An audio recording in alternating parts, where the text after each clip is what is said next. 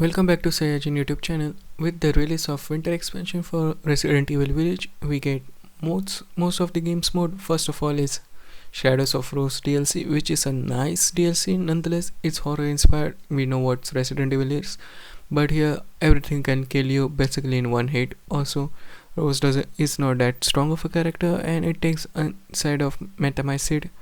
So yeah, it is what it is, and you need to be very scary. It's very scary. It's a short campaign nonetheless, but nonetheless, you get your rose powers.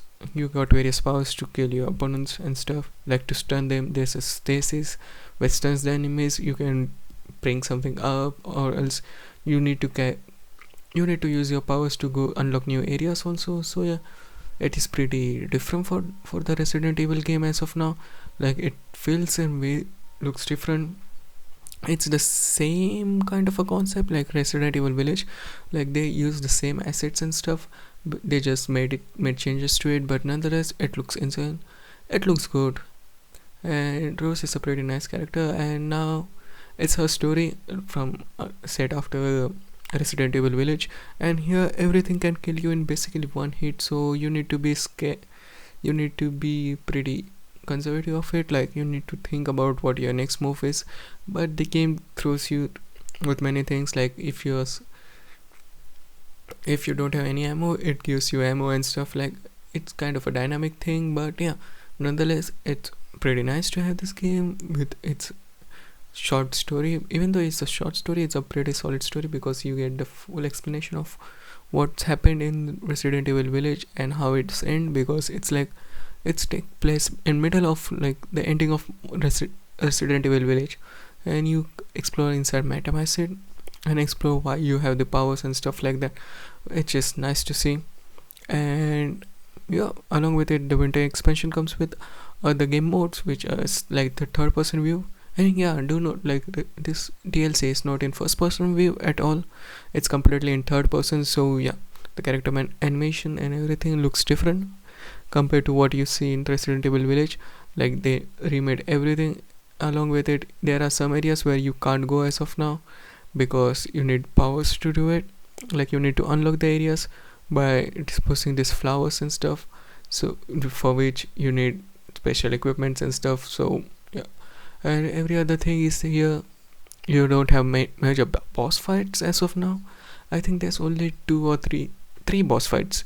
Yeah, there's only three boss fights in the game, but the tricky puzzles and everything related to it is here. You need to solve environmental puzzles to do it. So yeah, it is nice. It is difficult. You can say it's difficult, like it's difficult, but it's also pretty solid experience. If you're Resident Evil Village and this winter expansion, I think you need to just pay for the DLC. But the expansion, the third person mode and other things are free. I don't know how it works, but yeah, the winter expansion is here. If you have I get it. Like you need to pay for the winter expansion, but the reverse is free for Resident Evil Village fan. And along with it, we have third person mode for the first campaign, where all the things are animated in the third person view. Like you can experience the game again in the third person view, and this animations looks different because it's in third person and you do everything. Along with it, you can clearly see how the protagonist Ethan Winters looks like in the third person perspective, which is nice. So yeah, along with it, we got an update to the mercenaries mode, where you can play as Freddy Dimitrescu and Heidelberg in the game, and they have their unique playstyles, as they are not like the fighter. You don't have the guns, but you have special powers to use. So yeah, overall it's a pretty solid experience. And the increase, like what you see, like the improvements in the gameplay and the characters, they feel very different, like compared to what we had in Resident Evil Village. And I seriously like the third person perspective because you experience this game in a different viewpoint. So yeah, that's it from me today. What do you think about this review? Sound of your thoughts in the comment section below.